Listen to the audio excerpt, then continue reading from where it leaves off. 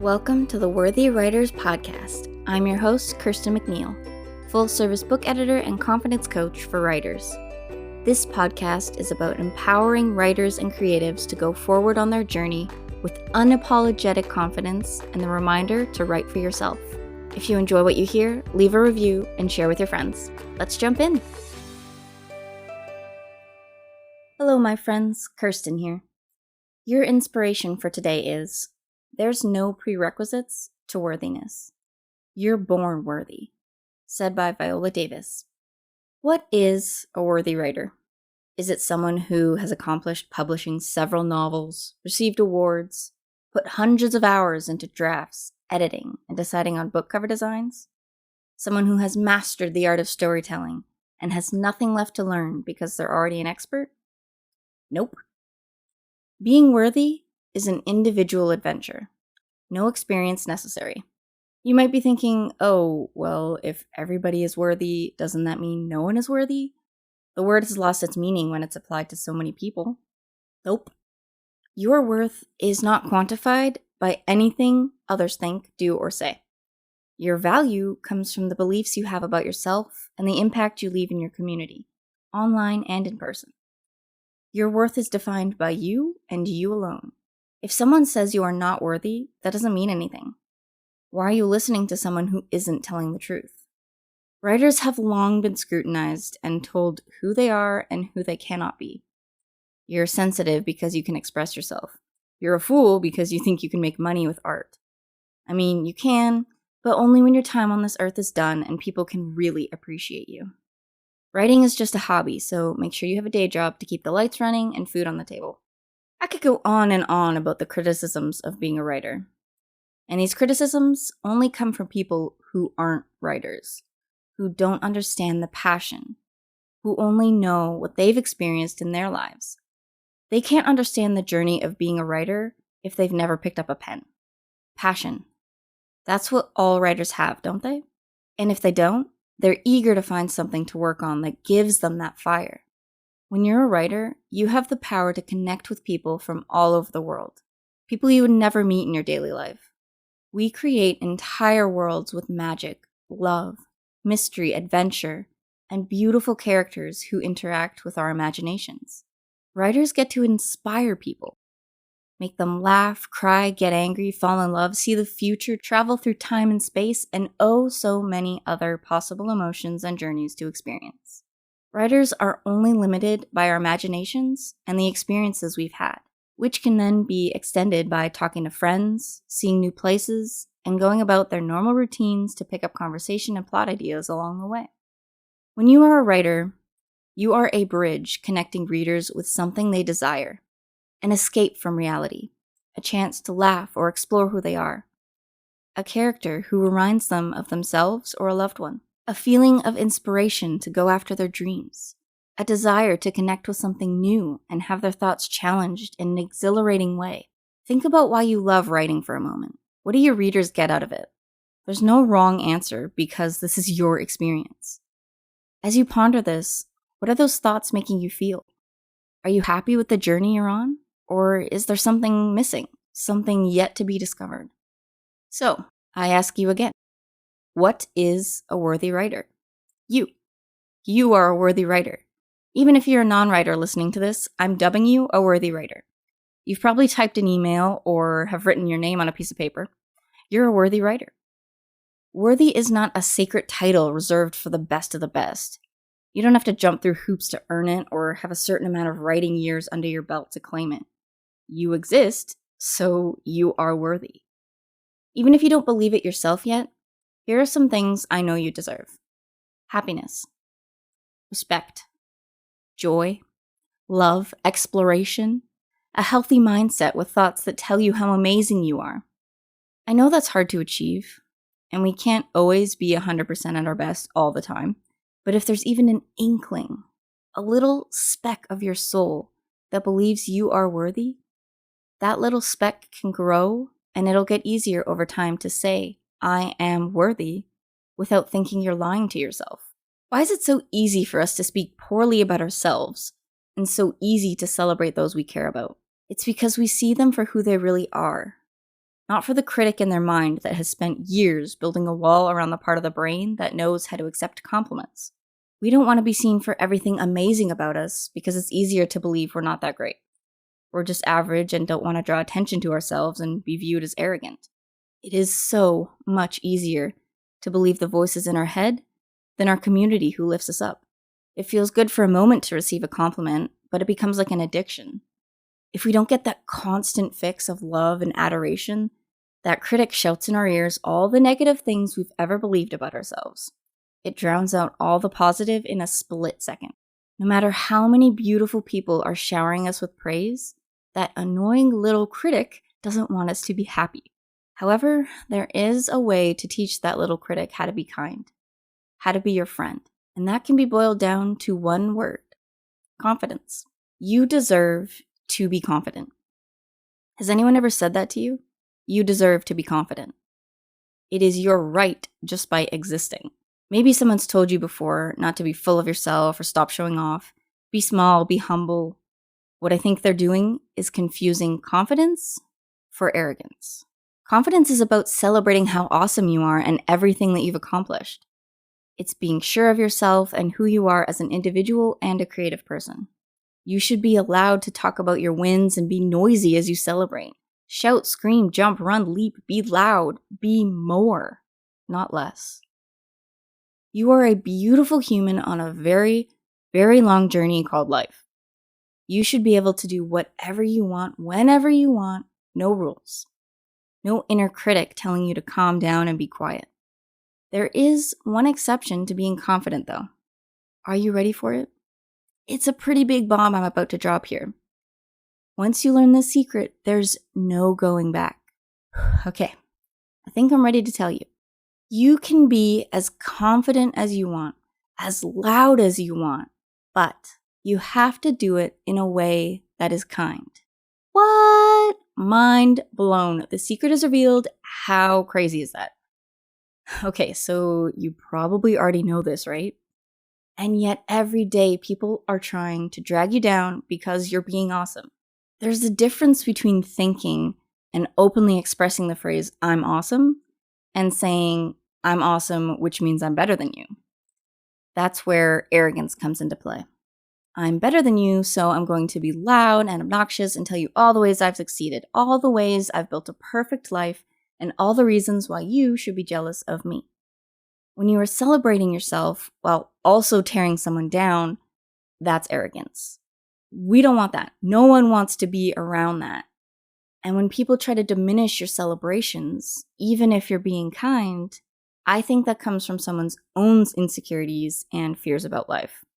It has nothing to do with you.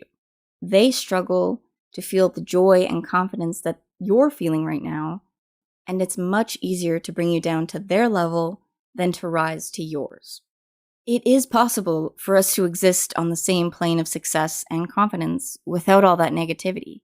We can write the same types of books and create the same paintings and play the same type of music without destroying each other's self-worth. We are a community. There is room for all of us to celebrate and lift each other up. Imagine a world where everyone has a creative hobby and everyone takes 5 minutes a day to indulge in that hobby. Don't you think the world would be a much happier place if we didn't compare each other's work and just enjoyed something for what it is? If we didn't worry about whether or not it's all been done before. It's been done so many times because people love it. How many times a week have you eaten that same comfort meal of mac and cheese or ordered a pizza? You do it because you love it. It's delicious every time. We're comfortable in what we are familiar with. We indulge in what we love because it makes us feel good. And yet this world is still full of so much negativity and hate for each other. I guess that comes with the balance, yin and yang, light and dark, good and evil. But I think the point I'm trying to express is that when you are confident, when you lift others up and focus on enjoying the life you're creating, all that darkness and evil is a little easier to tolerate. You are not an arrogant person. You want people to succeed and to write and create what they love. You don't have to talk down to yourself or dim your light just because it makes someone else uncomfortable. They can choose to leave the room or unfollow or make new friends. They've got lots of choices, and so do you. I'm encouraging you to choose to be selfish in a way that allows you to care about yourself without bringing others down. Celebrate that you wrote 100 words today. Celebrate that you published a book or a magazine article. Celebrate that you chose not to write today because that's what's best for your energy. Others can choose to join in that celebration or leave. Maybe they make a snarky comment, but that's not really directed at you. That's just their way of releasing the negative energy they have. You can choose to ignore it. Be selfish and do what's best for you. I'm ready for selfishness to earn a positive connotation. In the right context, of course. You're surrounding yourself with the right people, saying no when you need a break, asking for help, and accepting the response you're given. Think about yourself in balance, in equality with the way you care for other people. Be confident. Be prideful in the way you carry yourself. This is about you and how you feel towards yourself. You're not shouting nasty comments at others or minimizing their accomplishments by highlighting your own. You're just out here being yourself and sharing your journey because you want your loved ones to be part of it. You're excited and that energy has to go somewhere. You shouldn't have to sit on your hands and zip your lips because someone thinks you shouldn't share your accomplishments. I really hope my point is getting across of how important confidence is every day. I want people to feel good about themselves, to wake up smiling and excited about the day ahead.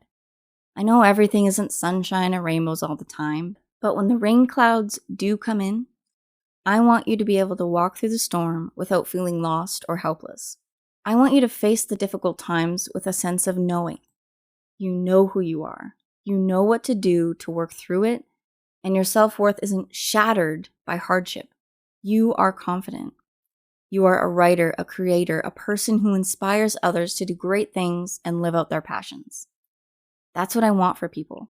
Unapologetic confidence that makes you and others around you feel happy, special, worthy of the life you've been given. I have 2 activities for you to try to train your inner critic to be a good friend, to help you love your journey as it's unfolding. First, look in a mirror, or any reflective surface really. Just look at yourself and talk. It may feel silly at first, but you are the one person you spend the most time with, so build a strong relationship. If being alone with your thoughts or looking at yourself feels uncomfortable, this could be the perfect way to make the relationship with yourself feel more natural.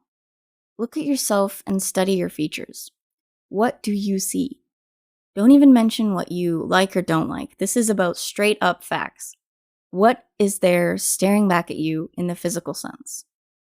Once you get used to that, you can go much deeper. Answer the who am I question. Super simple, right? Say words out loud or in your head. Out loud is more powerful, but this is about getting comfortable with yourself. The choice is yours. Who are you as a person? Kind, compassionate, creative, teacher, friend, parent, musician, silly, fun, adventurous. Whatever words come to mind, just say them. No right or wrong answer. You have a connection to that word that you've put a special meaning to. This is a chance to explore and get to know yourself. If you find that you're bringing in more negative words, ask yourself why that is. Where did that thought come from? Is that something you truly believe? This can serve as deep journaling prompts as well. When you understand who you are and get comfortable being in your own presence, your confidence will rise and become contagious to those around you. Sure, you have times when you feel low and life is kicking your butt. That's the balance of life, the ebb and flow. As long as you have the tools to bring yourself back up to the most confident you, then I know you'll be okay. Surround yourself with loving people, take care of yourself, and celebrate every small or big thing that matters to you. The negative comments will come, and all you have to do is wave as it passes you by. Another way to start building confidence is writing down your thoughts. I mentioned journaling more deeply about who you are, but in this activity, what you write can be more simple. What negative thoughts are in your head or have come to you from other people? Are you letting it all bounce around in your mind, poisoning you as you dwell on it? That negative energy needs some place to go. So put it down on paper. I'm not good enough. I'll never be a real writer. I'm not where I thought I'd be on my writing journey. My inner critic says I'm not good enough. I'm not writing enough. On a new piece of paper, take those negative thoughts and flip them to something positive. Create an uplifting energy for yourself. I am good enough. I'm already a writer because I said so. I'm exactly where I'm meant to be on my writing journey. My inner critic is trying to keep me safe, but I don't need to listen to it right now. Take that paper where you wrote down all the negative thoughts and throw it away. You do not need it anymore. You're done with those thoughts. Look at that paper with all those good thoughts written on it. That's what you want to remind yourself of every day. Repetition helps it seep into your brain, so write it, speak it, read it as many times a day as you need. Surround yourself with that positivity and be open to believing that those words are true. The brain is a trickster. It's comfortable believing the negative, especially if that's been reinforced for a long time. It needs time to readjust to the new, confident mindset. If you try either of these activities, I'd love to know how they go for you. One last stream of consciousness I'd like to share revolves around passion. Think of one thing you're passionate about. It doesn't have to be the top thing. It doesn't need to be about writing or creativity. What's the first thing that comes to mind when I ask you what you're passionate about? That relates to your purpose, your why for walking through this life, the reason you are here. It relates to the core of who you are and what you're meant to do. You know that phrase, do what you love and you'll never work a day in your life? I want to reframe that sentiment. Do what you love and your life will be fulfilled. Do what you love and you will find joy, comfort, confidence. You will discover the life you are meant to lead. Sure, there will be times when you have to do things you don't like, but those obligations lead us to our true purpose. You have a choice to pursue your passions or let them pass you by. Every moment in life gives you a choice. It's all about what rewards and consequences you're ready to accept. You never don't have a choice. There's a million options out there on your life path. Building confidence in yourself will give you the certainty to explore and be proud of each decision you make. This whole podcast episode is basically one long stream of consciousness about what I want for my fellow writers and creatives. You might disagree and you might find it's too much for you. That's okay. I won't apologize for being me, and I wouldn't expect you to apologize either. Being confident means allowing your passions to shine in your life. Your passions guide you and help you discover who you are and who you are meant to be. The answer to that question might constantly be evolving. I'm confident, I'm worthy, I know who I am. Sometimes I question it, but when I refocus on what I'm passionate about and being kind to myself, the path of my journey reveals itself even more. Life has thrown me a lot of curveballs, and instead of catching them, all I could do was sit there and be pelted with pain. Luckily, I have a beautiful community of fellow writers, family, and friends who have shown me an incredible amount of support that I will never be able to thank you enough for. I'm sending all of you sunflower vibes to remind you to be confident, happy, and worthy. Thank you for listening to the Worthy Writers podcast. Did you enjoy this episode? Leave a review, then subscribe to both my newsletters for stories from my life and tips on building a desirable writing journey. I'd love to hear your thoughts and ideas for future episodes as well. My link tree is in the show notes with all the places we can connect. Welcome to my community. Happy writing, Worthy Writers!